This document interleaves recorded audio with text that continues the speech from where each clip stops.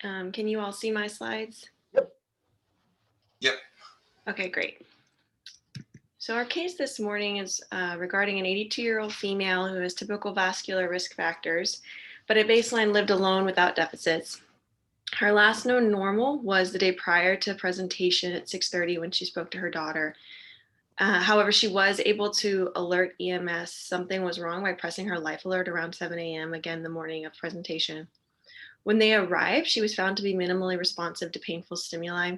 So she was taken to an outside ED where she was again noted to have further decline and was posturing bilaterally. So she was intubated and the following imaging was obtained. So this was her CT head. I will comment that she had received contrast prior to this, but it's mainly notable for the lack of focal effacement and the presence of the gray-white differentiation. So again, it was normal essentially. But because of her rapid neurologic decline, a CTA was obtained as well. And I want to point out primarily the anterior circulation here, the carotids,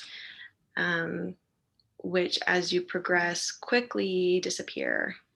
You can still see the opacification of her posterior circulation as it moves through, which makes the absence of the anterior circulation all the more notable. See maybe a little blush of contrast in the right MCA there, but otherwise, just nothing. So because of this, she was transferred to Duke, and on arrival was intubated on propofol, so her physical exam was not that helpful. Her NIH was 34. I'll take a second to say that a CT perfusion was not helpful in this particular situation, primarily because of the fact that she had bilateral insults and you need one side to have normal circulation essentially. So an MRI stroke code was obtained. Here is her diffusion.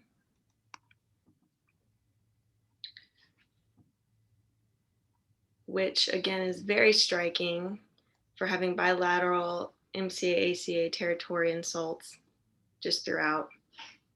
But what to me made this even more interesting is the fact that her flare sequence here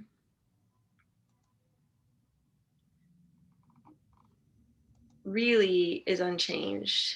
Maybe some changes in the left MCA, maybe, but even that's questionable. So given the level of disease burden, she was deemed not a candidate for revascularization. But given the extensive mismatch and the extensive conversation that we had with family that the patient would not want to live severely disabled, she was offered TPA. And, you know, again, mentioned where they were told extensively that there were a lot of risks associated with giving this patient TPA, but they still expressed their desire to go forward with it. So she was given TPA, like I mentioned. And I wanted to take a second to bring up this journal article, which is essentially the Wakeup Trial, which was a multi-centered randomized control trial that did look at giving TPA versus placebo for patients with last known normals greater than 4.5 hours based on the diffusion flare mismatch. I also wanted to take a second to just mention that this patient fell outside of the criteria for this particular trial on multiple points. She was older than the patient population, obviously had a much larger disease burden or territory infarct, and her NIH was much higher than their cutoff.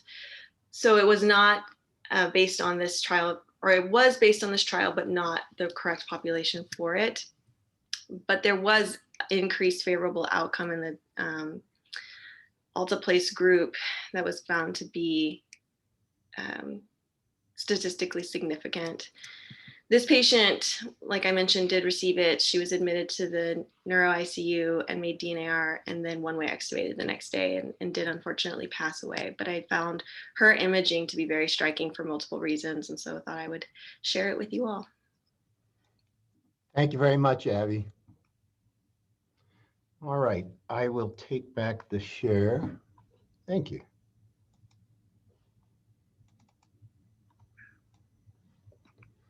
All right, so It's my honor to introduce Carol Colton today.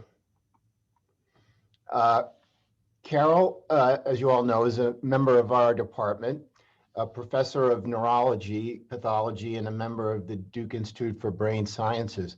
Carol got her PhD from Rutgers in 1973 and then spent a lot of her early years at the National Institute of Health, where she developed an interest in brain immunities, particularly microglia.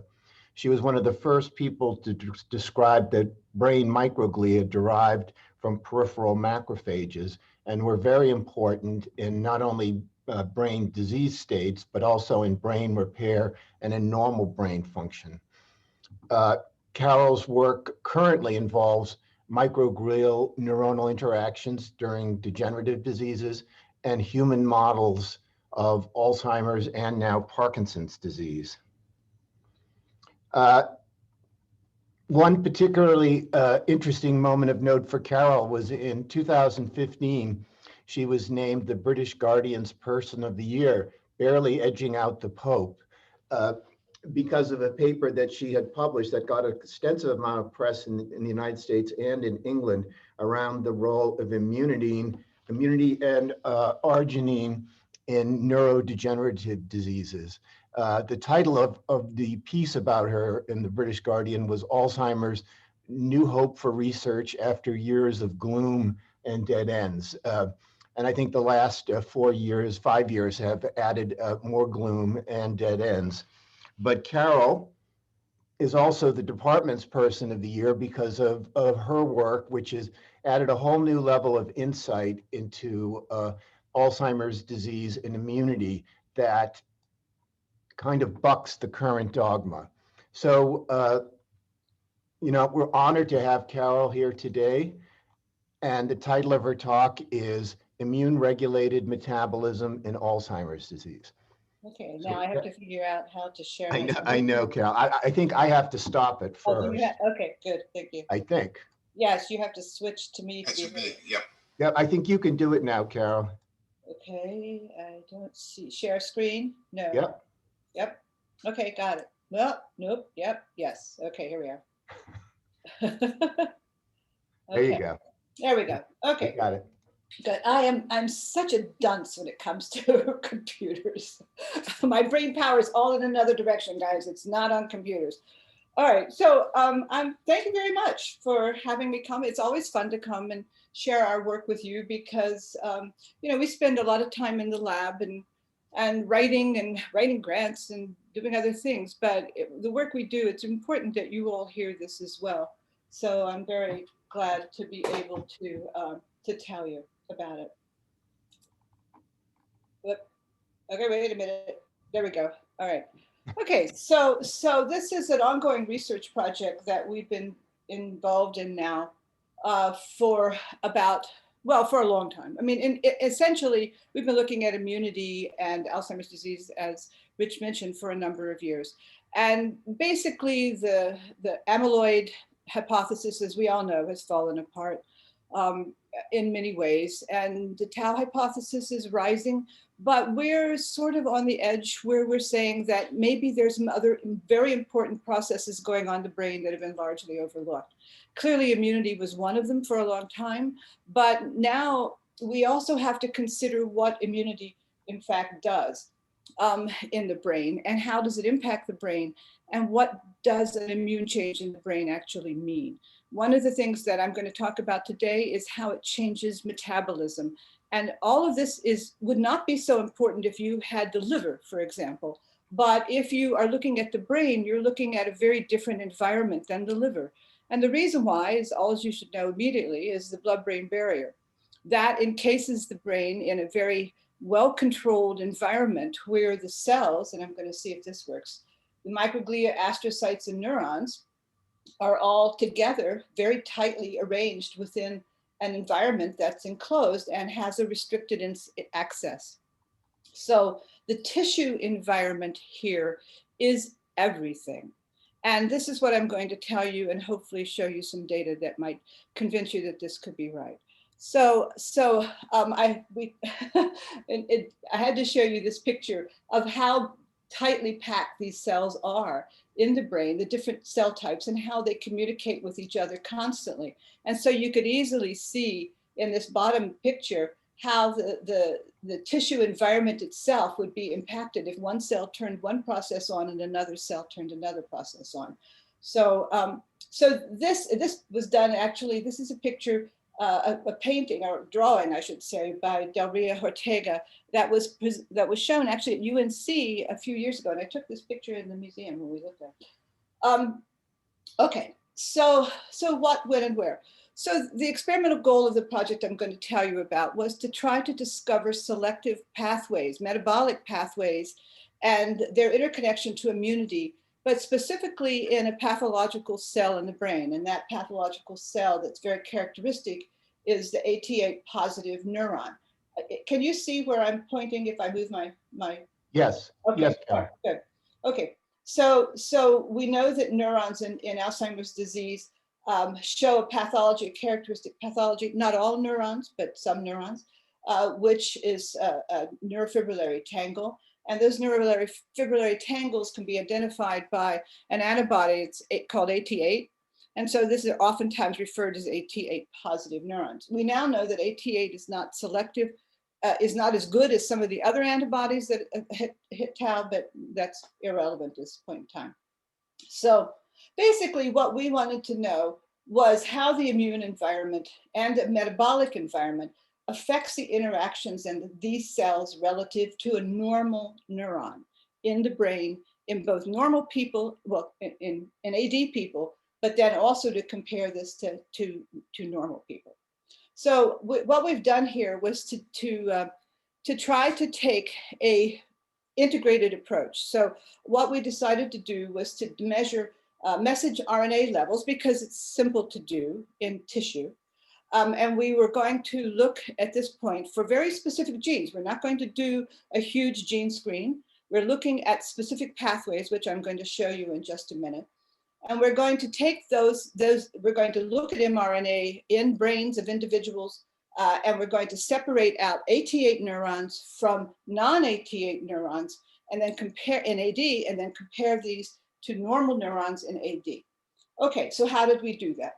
So we did that by a process called laser capture microdissection, or LCM. Now, I'm going to tell you that this is not an easy project. I was very fortunate to have two people who were absolutely critical to this. One was an undergraduate student named Audra, and I can't remember her last name at the moment, and my tech, Angela, and they worked together to work through this technique and to be able to do it in a very outstanding manner. So basically what you do in this type of technique is you come in and you find cells that have been identified, and I'll tell you about this tissue in just a second, but you find cells that you can identify using immunostaining, and you use a device called this automated sample preparation, blah, blah, blah, right? Which you have to put the tissue slices under, the stains tissue slices under.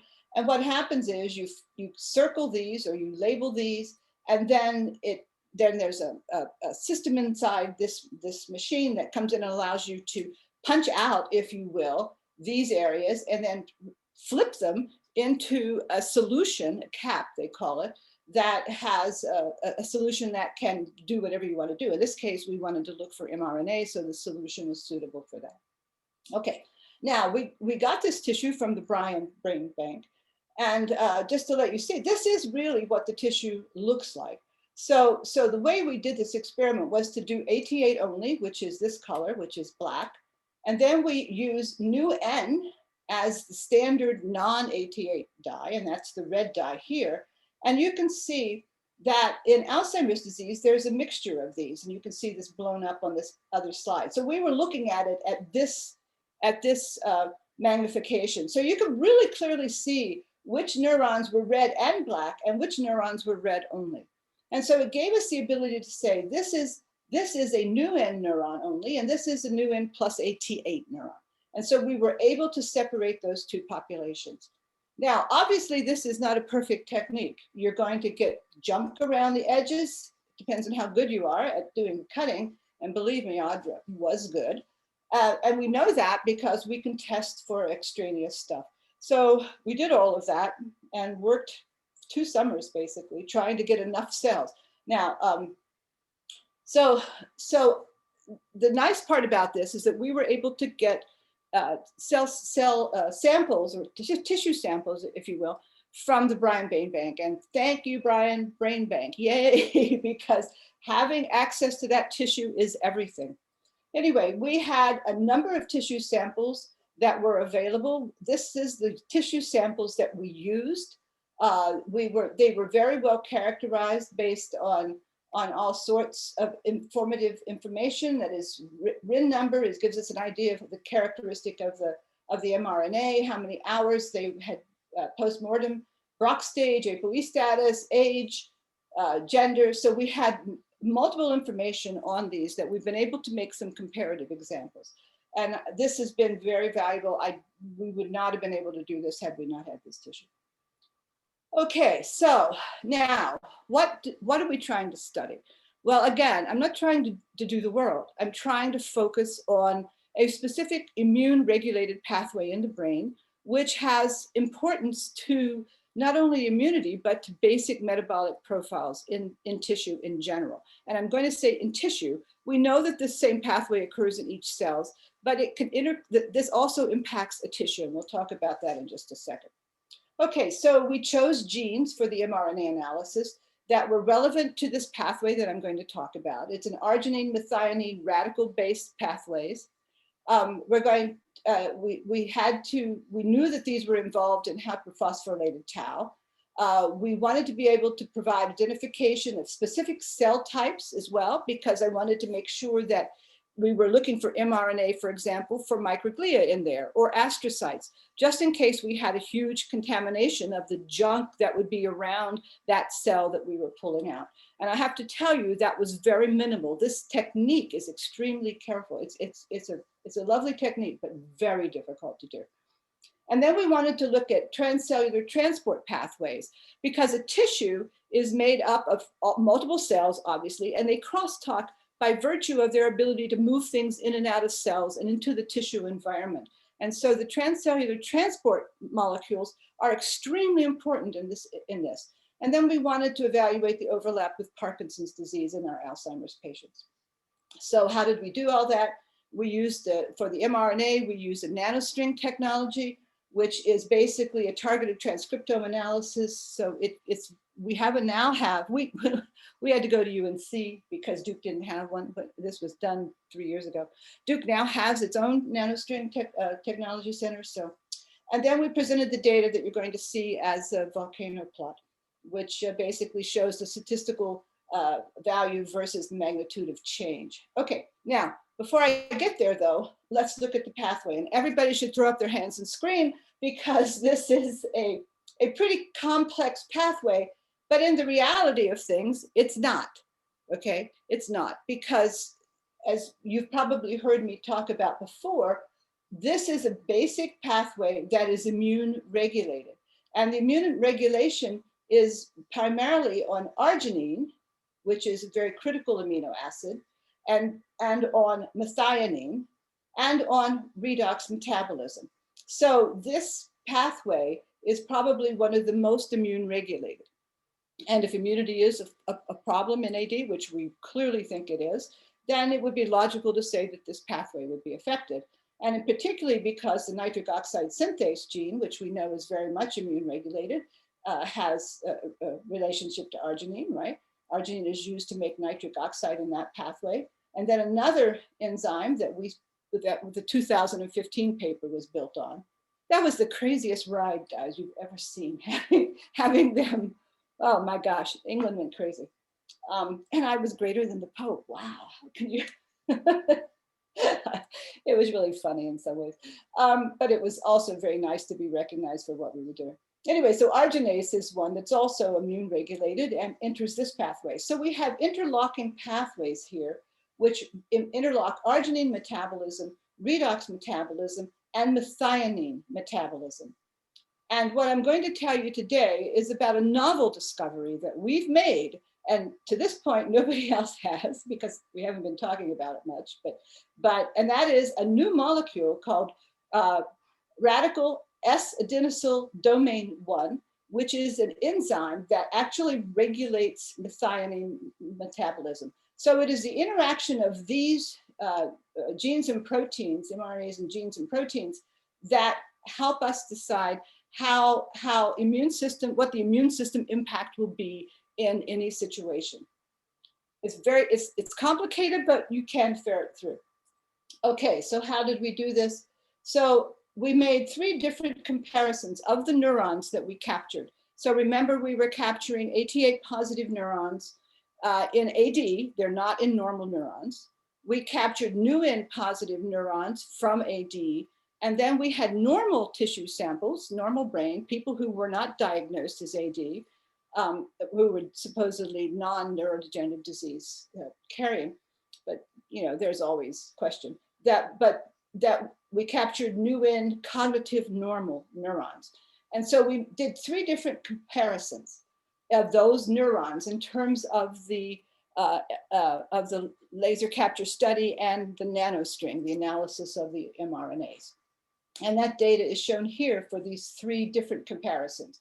So we focused down, as I said, on mitochondrial redox stress, methylation, circadian changes, and I'll come back to that in a minute. That regulates metabolism, metabolic related, and tau and microtubule related genes. And we broke them into categories. And we now then looked at which genes were expressed at a significant level in each of these categories. Okay, so just looking down the curves, you can see that there's quite a bit of difference. So let's just go over quickly some of the data. And this is the AD Neurons neurons versus Neurons cognitive normal neurons. In other words, this is the sort of standard group of neurons that were not ATP8 positive, but yet were, and compared those to Neurons cognitive neurons. And the list of genes is not, there's not a lot of differences actually, but where there are differences happen to be in the redox stress-based category. So we see KINK1, Rsad1, SOD2, neuroglobin increased. These are all genes. We'll talk more about Rsad1 in a minute, but if you recognize these are associated usually with mitochondria and mitochondrial oxidative stress. And decreased, however, was arginose-succinyl synthase 1, which is one of the important genes that generates NO.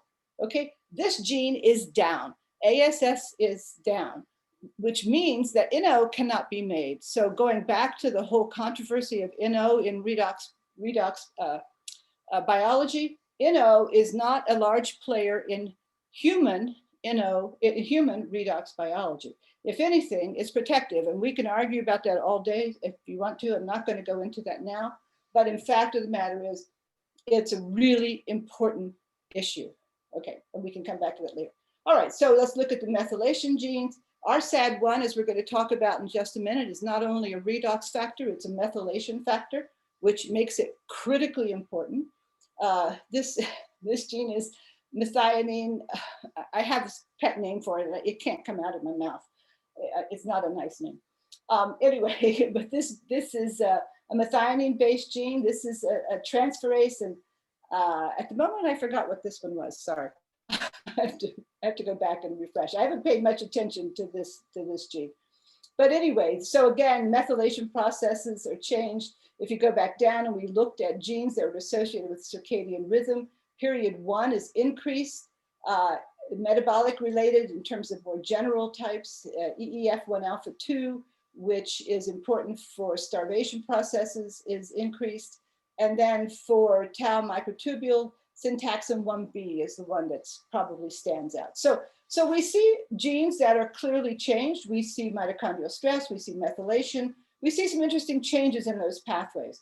So let's go to the next group and see how they perform.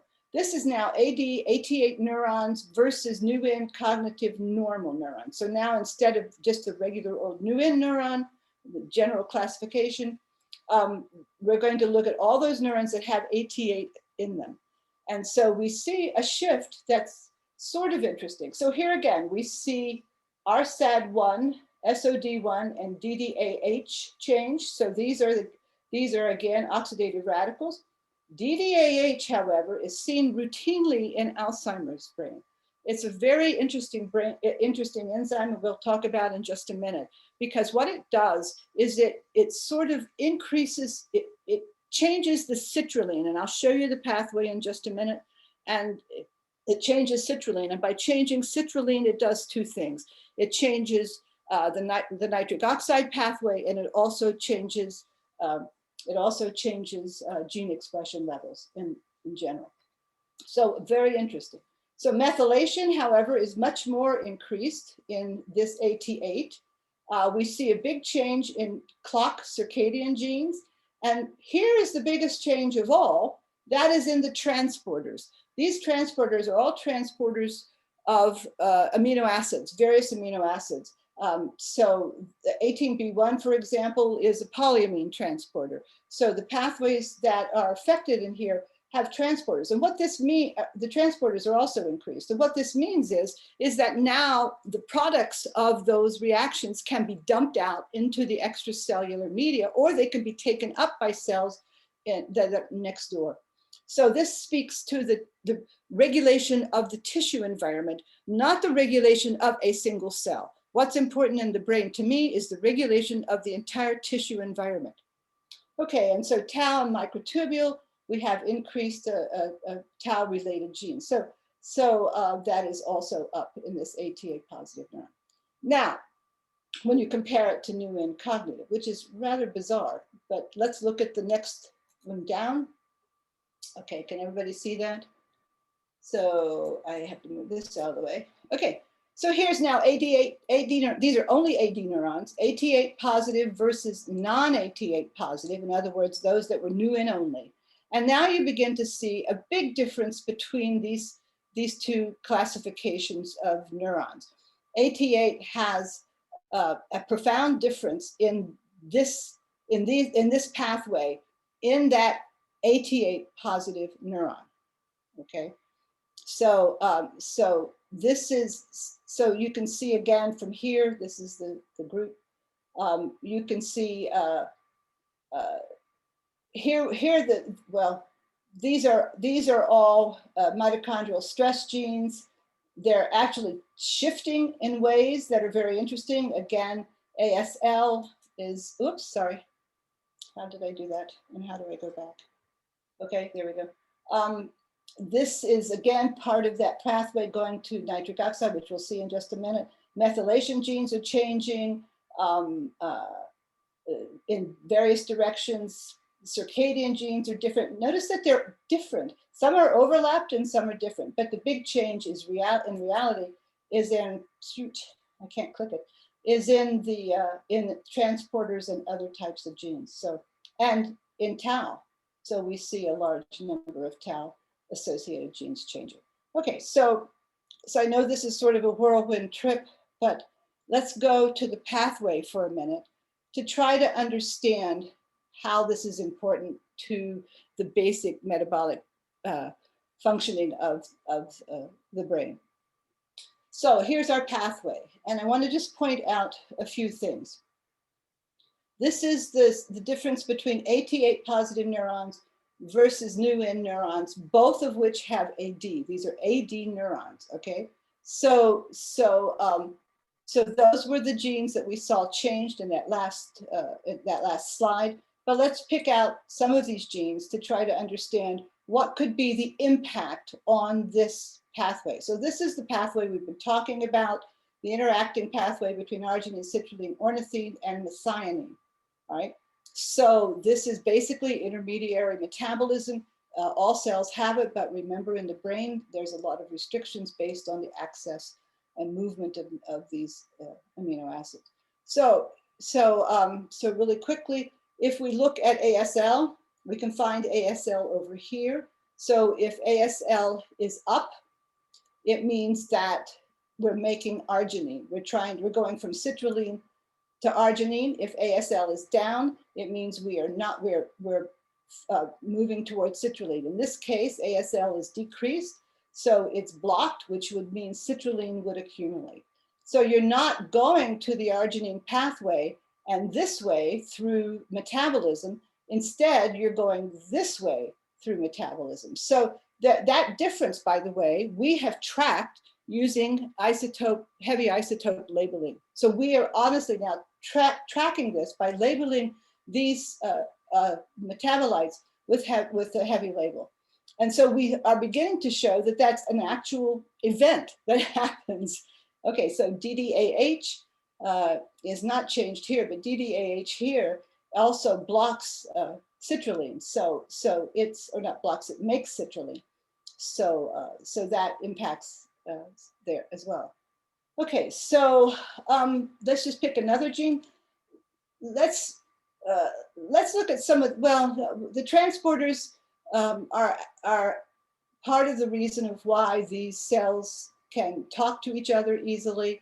But let's look at, for example, let's go to the methionine group, because this is really, I think, very important to the whole story. The SAM-SAW ratio is really important for methylation, and there are many factors that change this SAM-SAW ratio. Methyltransferases do, but let's go to Rsad in particular. So Rsad is a radical methylator. And so what it does is it actually methylates methylates SAW to make SAM.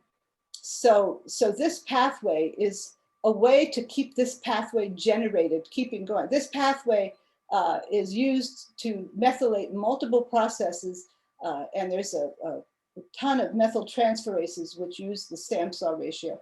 We know in AD that this SAM-SAW ratio changes. So,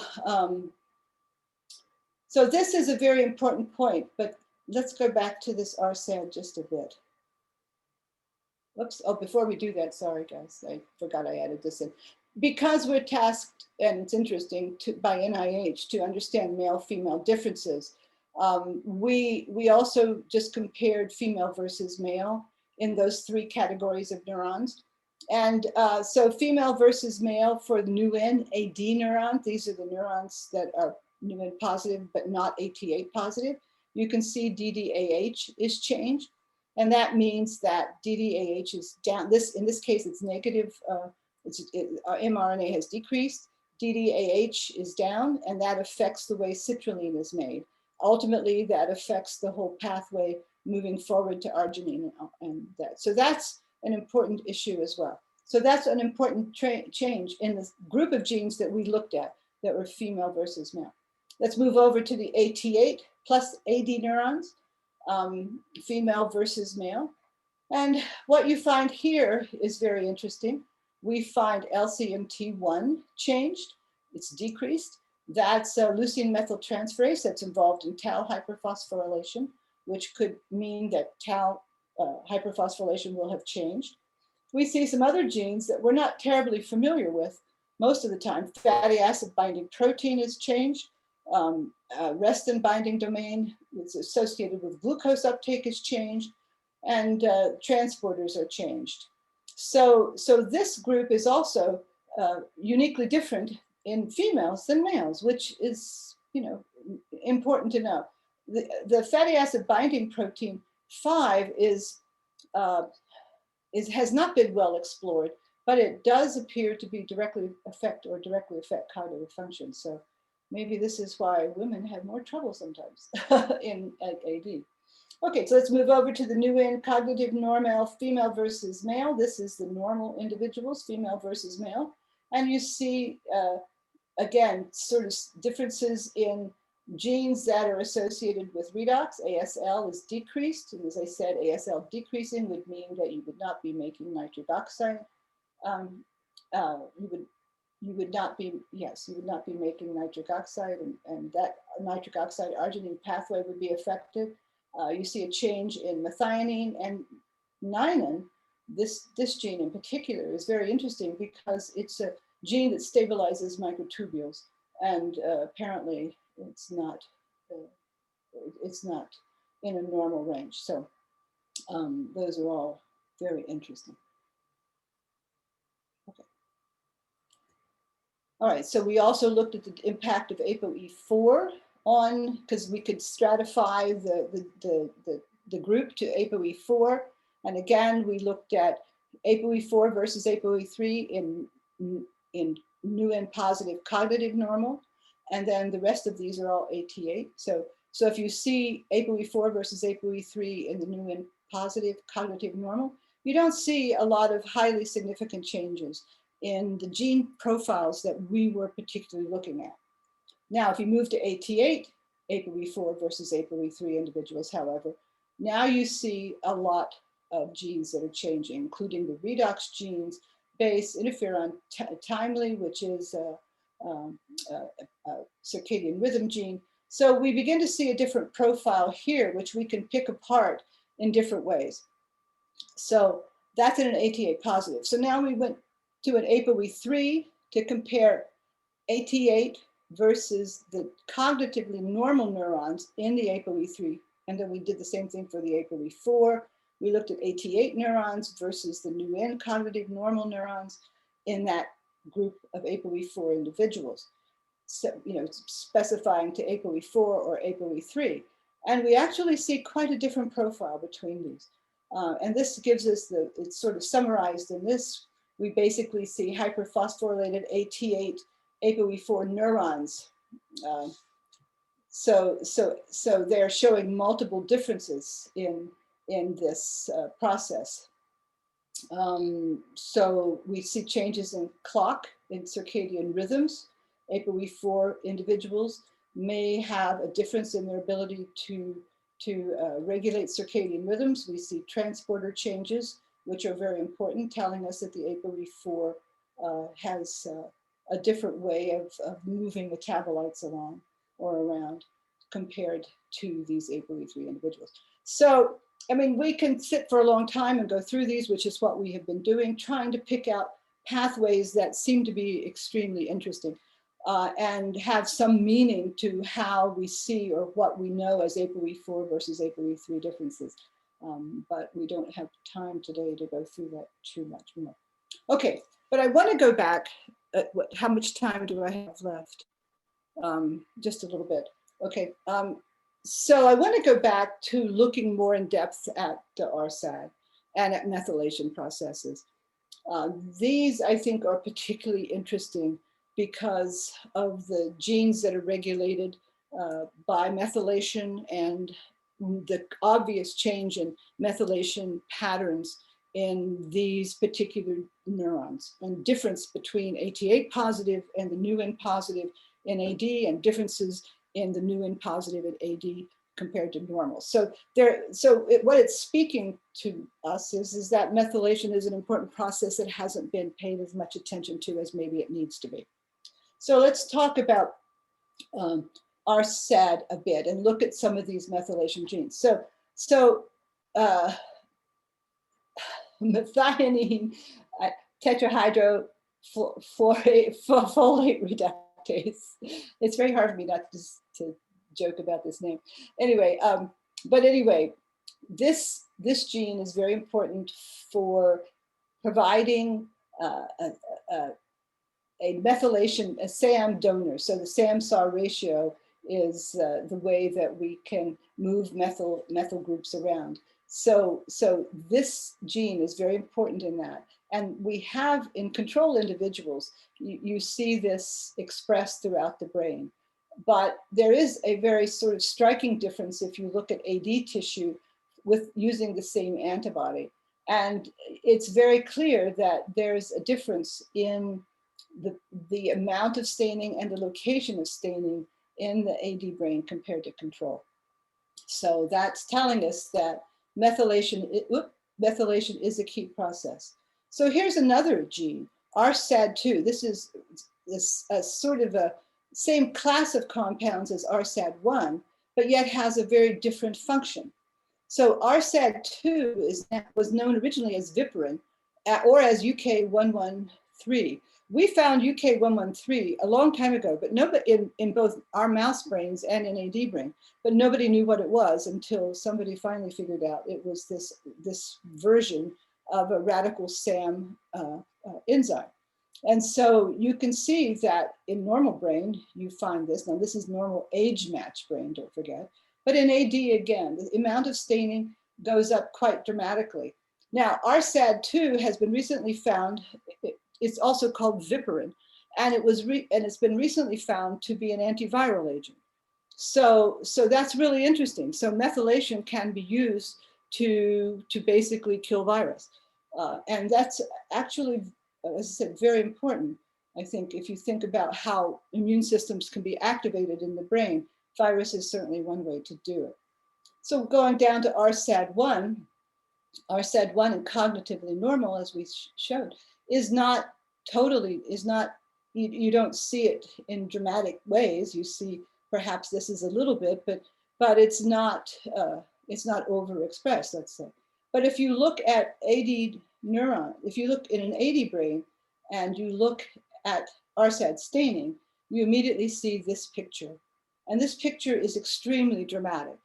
And we see this routinely in the AD brains.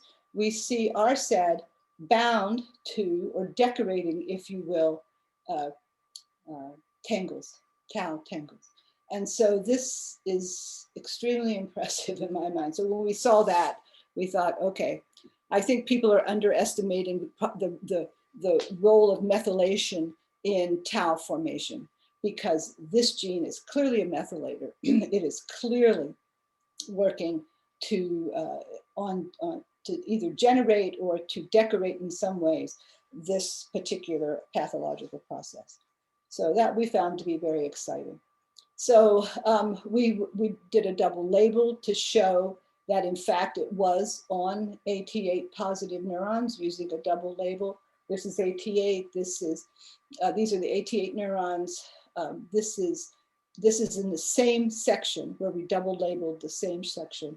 So these are the AT8 neurons in that section. These were the non-AT8, and you can clearly see that they're labeling neurons, but there's also neurons that are not labeled. So AT8 labeling here is also very interesting. And you can see in the upper slide here in the D panel that it's not particularly overlapped with amyloid. So this is an A beta plaque. These are A beta plaques. This is an amyloid stain, 4G8.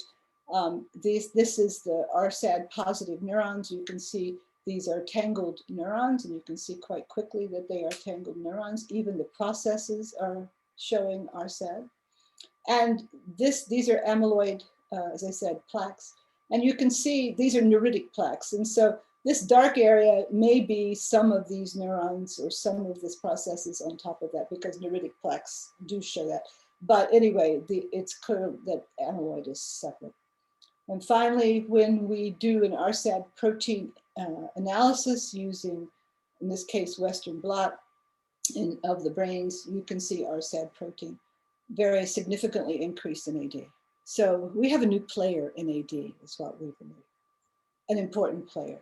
So going one step further, and this is again sort of wild speculation because we still have a lot of work to do, and that is, what would Rsad's role be? What does methylation do to tau? And a number of years ago, I can't think of her first name, Sontag, a husband and wife team, talked about methylation of PP2A. And this has been, this pathway, these two pathways, methylation of PP2A will cause PP2A to become inactive. And on the other side, if you have LCMT, which is another, it's a methyltransferase. This is a methylesterase, this is a methyltransferase. This actually methylates PP2A, making it active. And so when it does that, healthy tau is generated. When this side is turned off and this side is turned on, hyperphosphorylated tau is generated. So the question is, does Rsad have a physiological role? And we've just simply missed it all these years. We had no idea that it was really there, or that methylation was important in tau. And I'm going to tell you that I believe that's absolutely true. And I'm going to tell you why. Whoops, sorry. No, I really went the wrong way. Ah, what did I do? What did I do? I went all the last way. Oh my. Is that hibernation has this pathway, and it has Rsad changes as a result of hibernation. So it's really, I know this sounds again terribly crazy, but in truth of the matter is tau is controlled by temperature, and a hibernating hamster or a hibernating mouse, when it's cold will show hyperphosphorylated tau. So it's a very interesting possibility that body temperature, that hyperthermia can change tau. We see it in the mice. Can we see it in humans? Don't know. But it certainly is something very interesting to think about and to look about. So anyway, okay, so last slide basically is the slide that we started off with. And it's designed to again show that this interactive pathway is extremely important in disease states, but in the brain and AD, I think this is a particularly important pathway. It alters the methionine metabolism, arginine metabolism, citrulline.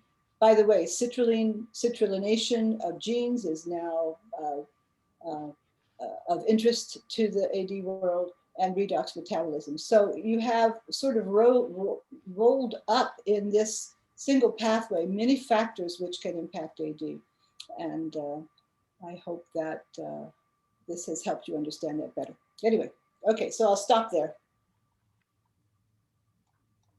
Thank you, Carol.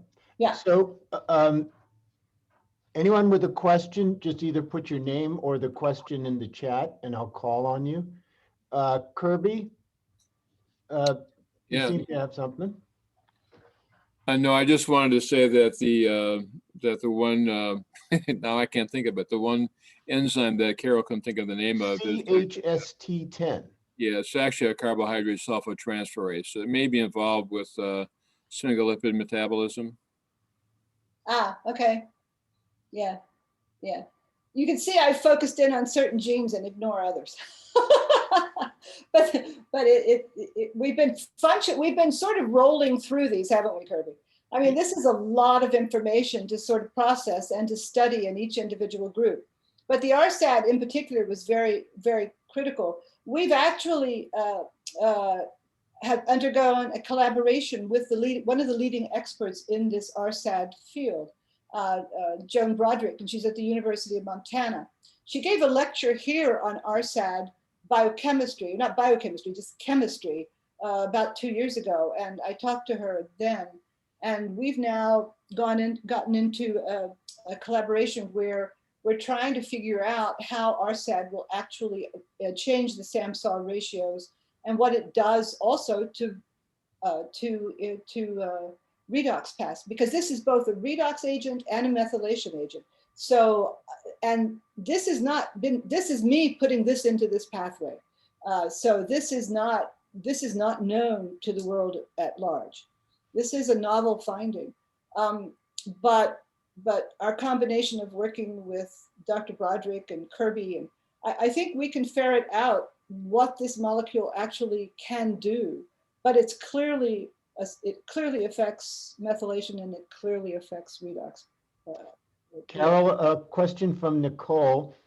Dr. Malucci in the UK in 2015 put forward the idea of a protective role of hypothermia-induced protein RBM3 found in swimmers, and that swimmers seem to have less Alzheimer's disease. Can you comment on the potential intersections of RBM3 and the processes you've described? Well, we haven't looked at that in particular, but temperature is a factor. Body temperature is a factor. Brain temperature is probably a factor as well. The issue is changing temperatures is sort of a normal way, apparently, if you can believe that hibernation is a normal phenomenon, which it certainly is a offshoot of that the temperature changes are reversible. So, and in fact, we have data that I'm working on now to write a paper on that shows that temperature can induce a shift in metabolism, and it's actually an ornithine to methionine switch. And so it's so the relationship of metabolic shifts, the temperature changes, and tau. We know that they're there, but we really don't know how they're working. And the question is, how critical is this to AD? You know, we simply don't know.